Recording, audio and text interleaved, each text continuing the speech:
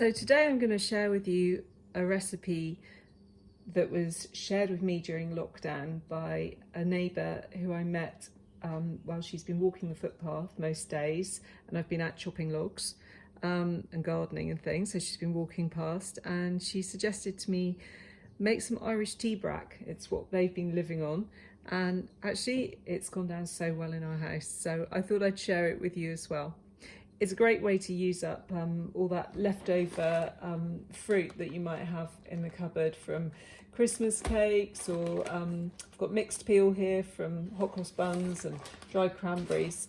So it's a good using up odds and ends, but it's a really simple recipe. You don't mind making it at all. It's great for breakfast, toasted, or afternoon tea with some butter on it. This is going to be a veganised version. So I'll crack on and show you what to do.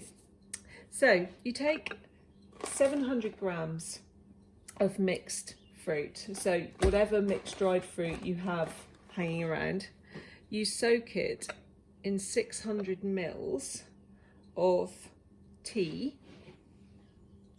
So that's my soaked fruit. So that's been soaked overnight in tea. So 600 ml of tea. Just pop that in the bowl. So it's taken up most of the tea, but not quite all of it. Smells lovely.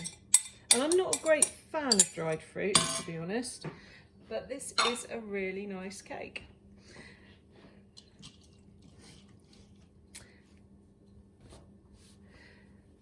So next goes in 450 grams of self-raising flour, and there's so much sugar in the dried fruit that you don't have to add any extra sugar to this recipe. So it's just the dried fruit, the flour, which I'm just going to stir in a little there, a teaspoon or two of mixed spice. Now you can use mixed spice if you're using some up. Like I say, you usually have it from Christmas and Easter and things. Mixed spice is basically all Christmas spices: ginger, cinnamon, nutmeg. I'm going to add some extra ginger. So there's half a teaspoon of ginger going in there, and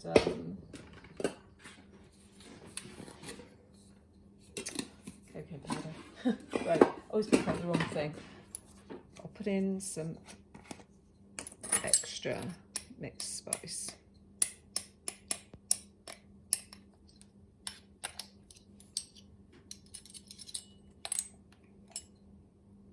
So that's probably a couple of teaspoons of your favourite spices going in there. It depends how spicy you like things.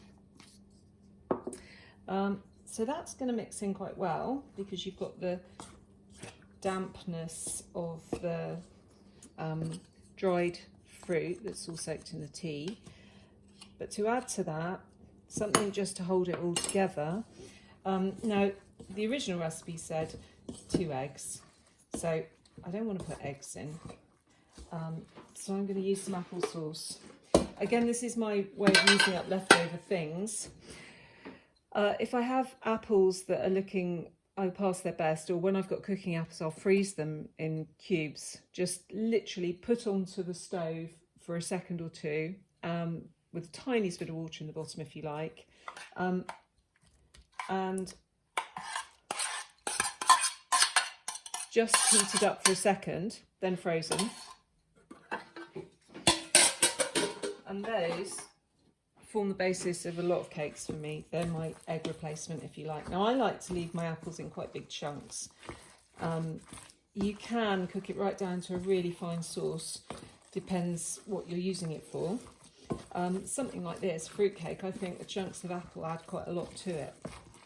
So just stir it together. So when you're well mixed,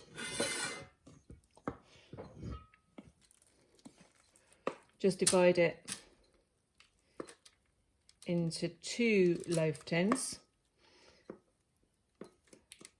This recipe makes 2 loaves quite easily. I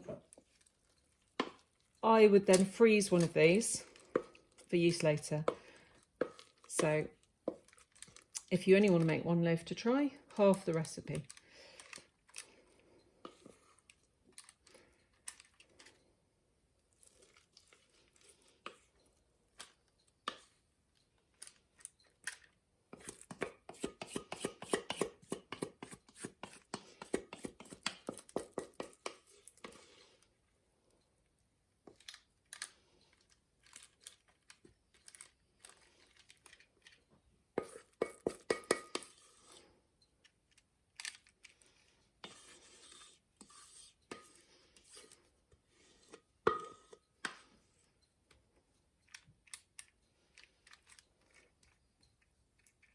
And just flatten the top down nicely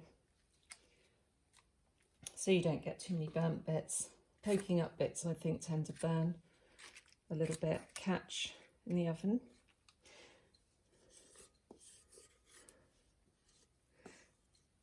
And so we're going to pop that in the oven now at 170 degrees for an hour. I'll be back with the finished results in a minute.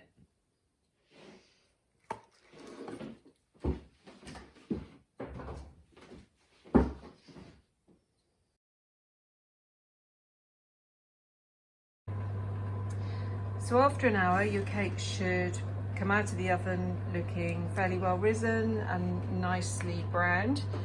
Just to check that they're cooked, take a clean skewer, pop it into the softest looking part of the cake and just check that it comes out clean with none of the uncooked cake mixture on it.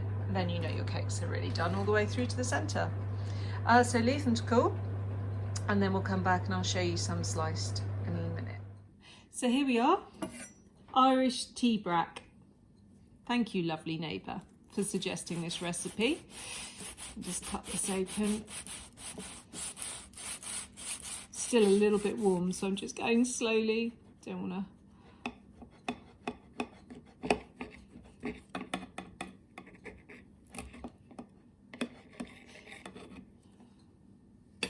There we go. Lovely, fruity, moist, perfect cake. Great with a bit of butter.